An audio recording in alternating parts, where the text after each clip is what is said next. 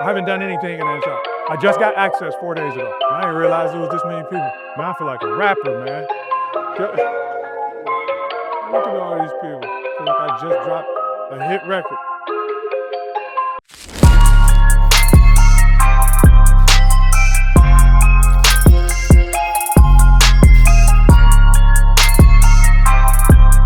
Everybody got their infield training manual? Yes, sir. Open it up to the 3rd page. Here's how I evaluate properties. The first thing you gotta do is take inventory, AKA identify everything that's wrong with the property. That's more important than the numbers, every inch of the property. I know most people think that the numbers are the most important thing, but it's taking inventory, because if you miss something, you can't put a number to it if you miss it. If you didn't know the foundation was bad, you can't put a number to it. And if you get a property with a foundation issue, you're gonna be sad. You're gonna break even or lose money. So the most important thing is take inventory. And I hope y'all taking great notes, because I'm the person that I gotta run into brick walls in order for me to learn. And I ran into that issue hundreds of times, where I forced the number to work, while I walked through, didn't take inventory. I'm just thinking like, yeah, this house cute. It only need 5,000. For anybody that ever flipped a house, have you ever done that before? Walk through real fast and say, yeah, this only need 10. By a show of hands, whoever did that? Walk right through, oh yeah, this don't really need nothing. Every time I done that, I lost. Every time I walked through and said, yeah, this only need 10, it needed 20 or 25. But you can't miss if you take inventory. So you start outside, as soon as you pull up to the property, you're looking at the roof, the gutters, the windows, the paint or the siding, the glass block windows, the porch, the driveway, sidewalk. In the inner city, you don't have to fix the sidewalk. But if you do anything in the suburbs, Cleveland Heights, Euclid, Ohio, South Euclid, all the suburbs, you're responsible for the sidewalk. So if the sidewalk is unlevel, you gotta fix it. After you take inventory of the house, you wanna do the same thing if it got a garage. The garage roof, the garage gutters, paint or siding, garage door, garage pad. When you go inside, I go right to the basement. The reason why I go to the basement first is because I want to look at the foundation. If the foundation is bad, that means that the walls are caving in or bowed in. If the foundation is bad, it's no deal for me. I don't want to take the time and energy to hiring somebody to fix the foundation walls. Now, if we had limited opportunities in Cleveland, I probably would deal with a property with a bad foundation if the numbers was good. But it's too many properties available where I don't have to fix the foundation. So it don't make sense for me to deal with a property with a bad foundation. And another reason I'm looking at the foundation first, each one of those walls, depending on how big the basement is, each wall will cost you $8,000 to $12,000, and it's 4 walls. And if you get that situation with an inner city property and you gotta fix those 4 walls, that means that you ain't about to make no money. After I look at the foundation, I'm looking at the mechanicals, the electrical, the plumbing, the heating. After I look at that, I come out the basement into the kitchen, and then I'm doing the same thing, taking inventory. Kitchen cabinets, countertop, sink, faucet, flooring, drywall, baseboard. I go into the dining room, and what I'm doing? Taking inventory, the exact same thing. Walls, flooring, fixtures, switches, plugs. I'm going in the living room and I'm doing the same thing, but I'm going off the list that you got right in your hand. I go upstairs, I'm going into each bedroom and I'm doing the exact same thing. And I'm labeling it, bedroom 1, bedroom 2, back bedroom right. The reason I'm labeling it, because if you're looking at more than one house and you don't label it, trying to remember all that stuff, you're gonna miss something. So you wanna be as detailed as possible. Then I go into the bathroom, it's the same thing. I'm taking inventory. Am I putting in a new tub, or am I spraying this tub? Am I going tiles around or plastics around inside of the tub? Shower faucet, vanity, mirror, toilet, flooring, and it's repetition, repetition, repetition, repetition. But if you skip past this process, I promise you you're gonna lose money. I watch people skip the process all the time, and I watch them lose money or break even. Taking inventory is more important than the numbers. Don't skip past taking the inventory. After you take inventory, then you put your numbers to it. After you walk through and detail all the repairs needed, then you put your numbers to it. On the next page, I believe, it's the estimated cost of each thing that need to be repaired. You had a question? So, you take inventory. How do you determine, like, okay, this siding, it's not perfect, but it's gonna pass? Like, how do you determine, what can pass for? I don't need to take inventory then. You always need to take inventory, like always. So if you're doing a high-end retail flip basically meaning you're rehabbing, selling to a homeowner, you will probably go with vinyl siding if the wood is bad on the house. Like if you're looking at the wood and it look real bad on the house, you probably gonna go vinyl siding. For sure, if you're doing a high-end retail flip in the suburbs. If you're in the inner city, depending on your budget, you probably gonna go with paint. But when you look at it, like, don't overthink it. Like when you look at it and you're like, that don't look too hot to me. I need to do this.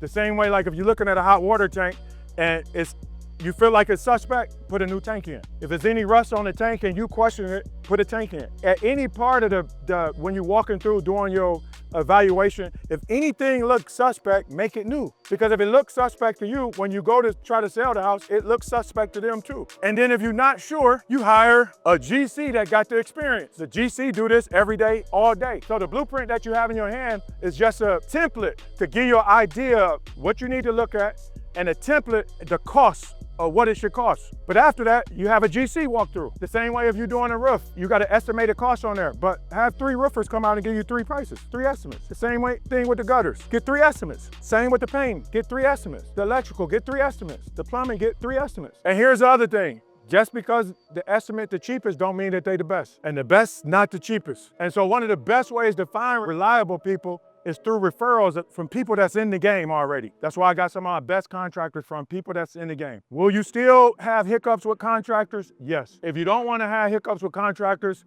don't get in the real estate game. It's just the nature of the game. But it pays well. So I'm okay with having a headache every now and then. And then after you get the headaches, because you're gonna get a headache. I still get them 20 plus years and I still get headaches. Sometimes I want to fight, but you just get better. And then you learn to identify the red flags quicker. What's the best way not to get scammed by y'all?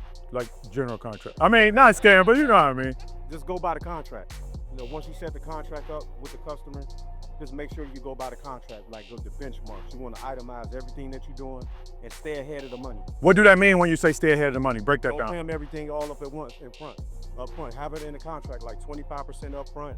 And once they reach these benchmarks, you release another 25%. But you want to make sure, don't take pictures as you're looking at it. You want to have somebody on the ground or yourself walking behind that work, putting eyes on it and just seeing it, but don't trust the pictures. So y'all got that? Make sure you got a contract. Make sure you got a clear scope of work of what they're actually supposed to do. Contractors get amnesia all of the time. You need to make sure that you got it right, you got it written down, and don't give them too much money up front. Pay them in draws. So that way if they run off, you got enough money to pay somebody else, because they do run off. And so the ones that ask me for too much money up front, I always remind them, the house never disappeared, the contractors did. We're in 44120, that's the zip code. And so the strategies that work great in this zip code, buy and hold work great in this zip code, AKA rental properties. Wholesaling, great strategy for this zip code. Wholesaling is a great strategy for all the zip codes, inner city and suburbs. Turnkey flip, this zip code is great for turnkey flip. Turnkey flip is a rehab property with a tenant in place under professional property management. And just here lately, over the last 4 years, the inner city zip codes are becoming great for retail flips to homeowners. Let me explain that. 4 or 5 years ago, homeowners wasn't buying properties in the inner city Cleveland. Inner city is 44103, 44104, 44105, 44106, 44108, 44120. Those are all the inner city zip codes. So homeowners wasn't buying properties in the inner city 5, 6 years ago. Anybody wanna know why? The reason why, because the property values were lower than what they are today. So 5, 6 years ago, the properties in the inner city, we were selling turnkey single families for $50,000. That means the property was fully rehabbed with tenants in place. Single family, we were selling for $50,000. Today, those same properties are selling for $130,000. So in the suburbs, the properties that are now selling for $200,000 in the suburbs, $200,000 and up, you could buy those properties 5, 6 years ago for like $100,000, easy, 90 to 100, easy. So homeowners, if they have a choice to live in the inner city and the suburbs, and they can get in the suburb for $90,000, $100,000, they go into the suburbs. So they had that opportunity, that option 5, 6 years ago. Right now, today, you can't buy a rehab property in the inner city for $90,000, $100,000. Those first-time homeowners that's approved for $120,000, $130,000, $140,000, they can't go in the suburbs. Those houses $200,000, but they gonna go somewhere. They approved, they gonna buy a house. So they approved for the properties that's in the inner city, $120,000, $130,000, $140,000. So again, a lot of homeowners are buying properties in the inner city now over the suburbs because the first-time homeowners are approved for $130,000. That's like the sweet spot, $130,000, $140,000 inner city with single families. 2 families, it's another thing we've noticed over the last 5 to 6 years, is that a lot of people are buying 2 families in the inner city. Those same zip codes I gave, they buying two families, living in one unit, renting the other unit out to pay their mortgage. Those properties, 5-6 years ago, we were selling those $70,000, fully rehab. Those same properties today, 160, 175, 200. And so people are buying two families in the inner city, living in one unit, renting the other unit out. So what do y'all think gonna happen in the next 5 years? The people that saying they waiting on the market to crash. We not going back. The same properties that we was renting, our two families that we was renting, I would say in 2001 for $400 a unit. 2-bedroom, 1 bath. Each unit we was renting for $400. $400 each unit. Those same units we getting $1,000 to $1,200 a month, each unit. The same properties in the inner city. Some of them even more than that. In my building, 1 bedroom's going for $900 with a government program. Rents are not going down. It's not going backwards. It's gonna keep leaving the people that's sitting on the sideline waiting for the perfect opportunity. You got a question?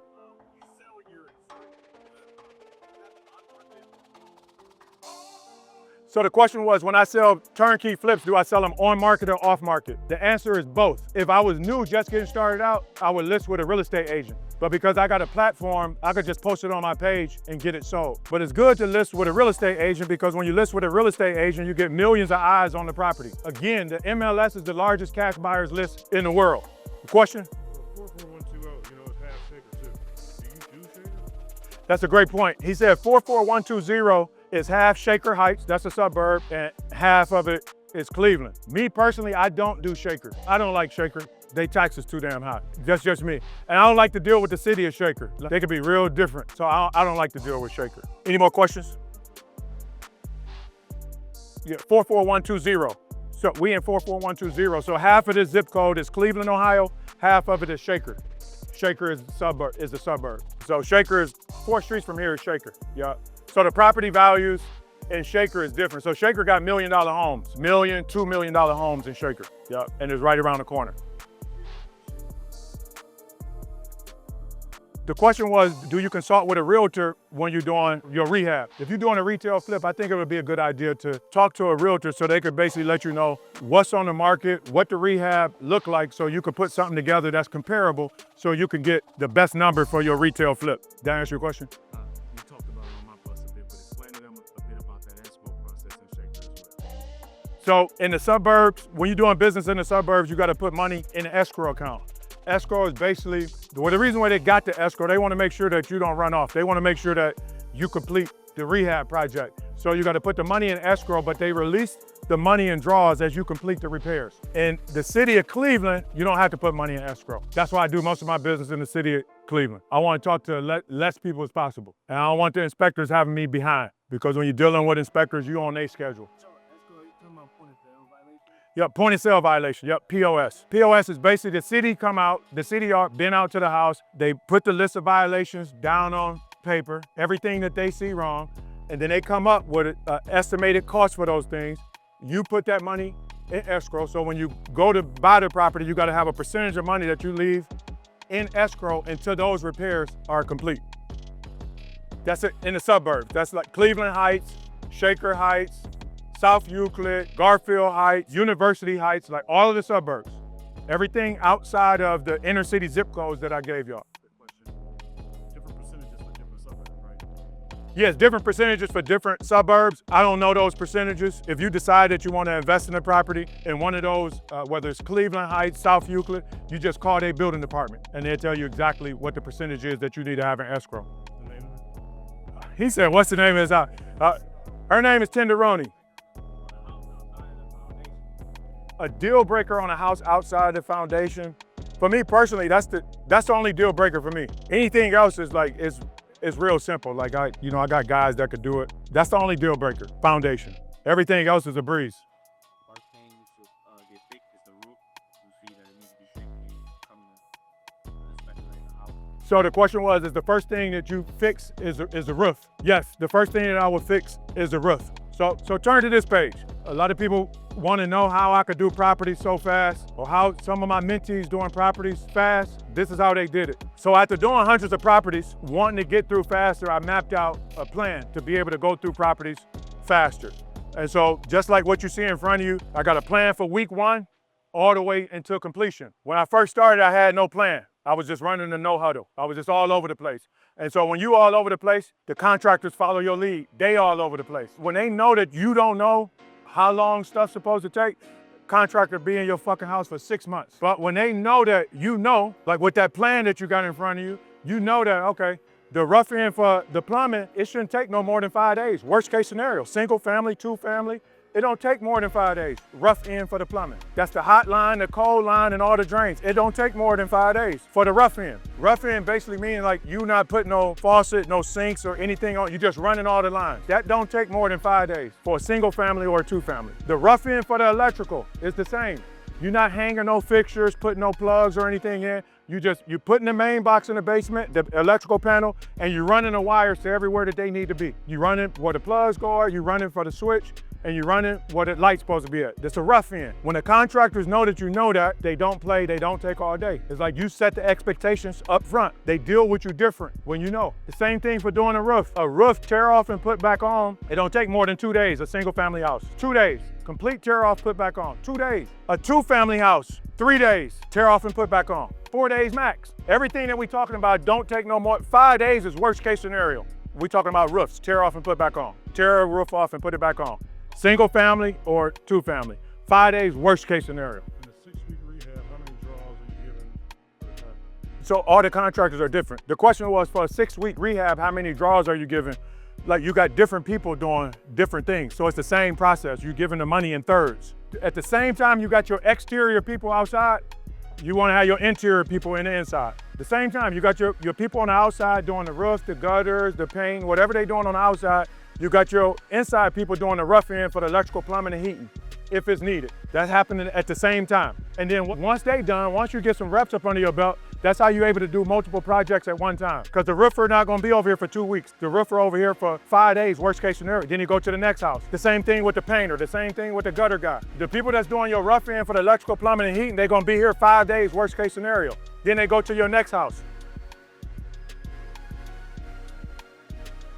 The question was how long it take to pull permits once you purchase the house. What was that? 1 day, unless you add the bathroom or you expanding, you changing the layout of it, then it can take a couple weeks.